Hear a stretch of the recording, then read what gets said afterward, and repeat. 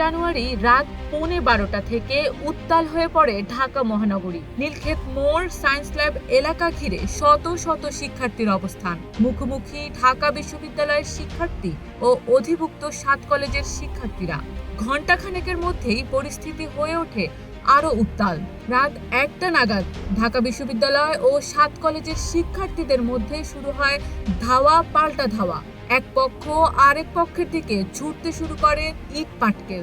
এ সময় একজন পথচারী সহ কমপক্ষে 7 জন আহত হন। পরিস্থিতি নিয়ন্ত্রণে আনতে নীলক্ষেত মোড়ে সাউন্ড গ্রেনেড ও টিয়ার গ্যাস নিক্ষেপ করে পুলিশ। সেই সাথে মোতায়েন করা হয় 4 প্লাটুন বিজিবি। কিন্তু কেন এমন পরিস্থিতি? যে সকল শিক্ষার্থীরা একসাথে কাঁধে কাঁধ মিলিয়ে বৈষম্যের বিরুদ্ধে আন্দোলন করলো, তারা নিজেরাই কেন নিজেদের সাথে এমন সংঘর্ষে জড়ালো? গত কয়েক মাস ধরেই 7 কলেজের শিক্ষার্থীরা তাদের প্রতি বৈষম্যের বিরুদ্ধে দাবি জানিয়ে আসছে। কয়েক মাস বললে আসলেই ভুল হবে, বরং কয়েক বছর ধরে তাদের দাবিগুলো ছিল 7 কলেজকে ঢাকা বিশ্ববিদ্যালয়ের অধিভুক্তি থেকে বাতিল করে স্বতন্ত্র বিশ্ববিদ্যালয় প্রতিষ্ঠা করা, চলতি শিক্ষাবর্ষ থেকে স্বতন্ত্র বিশ্ববিদ্যালয়ের অধীনে ভর্তি পরীক্ষা নেয়া, ধারণ ক্ষমতার চেয়েও বেশি শিক্ষার্থী ভর্তির জন্য যেই বিজ্ঞপ্তি প্রকাশ করে আসছে তা বন্ধ করা।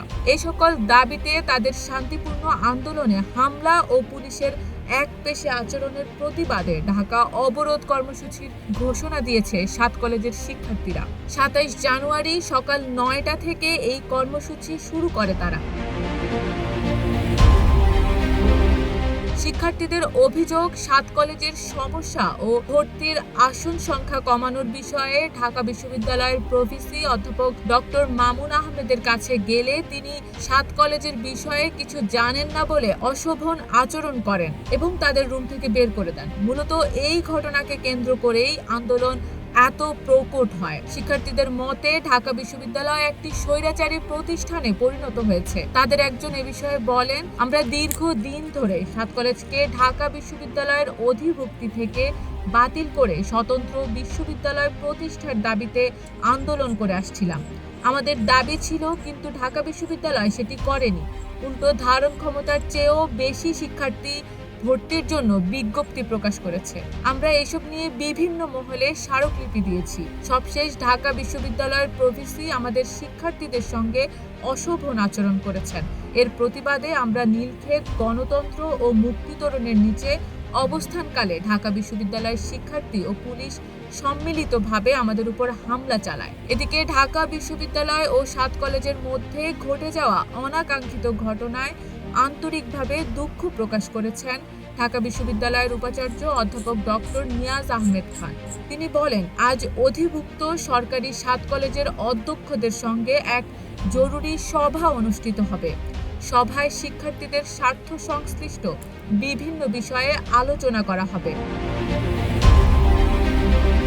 প্রসঙ্গত, 7 কলেজ অন্তর্ভুক্ত কলেজগুলো হলো ঢাকা কলেজ, ইডেন মহিলা কলেজ, সরকারি শহীদ সোহরাওয়ার্দী কলেজ, কবি নজরুল সরকারি কলেজ, বেগম বদরুন্নেসা সরকারি মহিলা কলেজ, মিরপুরের সরকারি বাংলা কলেজ ও সরকারি তিতুমির কলেজ।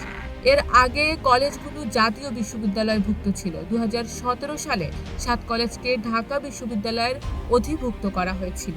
এরপর গত 7 বছর ধরে এই কলেজগুলোর শিক্ষার্থীরা নানা ধরনের সংস্কারের দাবিতে আন্দোলন করে আসছিলেন ঠিকই, কিন্তু ঢাকা বিশ্ববিদ্যালয়ের অধীন থেকে বের হয়ে আলাদা বিশ্ববিদ্যালয় গঠনের দাবি তারা কখনোই এভাবে সরাসরি তোলেনি এবং কঠোর অবস্থানেও যায়নি।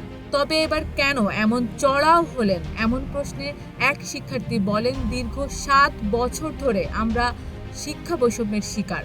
অবকাঠামোগত কোনো সমস্যা নিয়ে আমরা শিক্ষকদের কাছে গেলে তারা আমাদের পাঠায় ঢাকা বিশ্ববিদ্যালয়ে।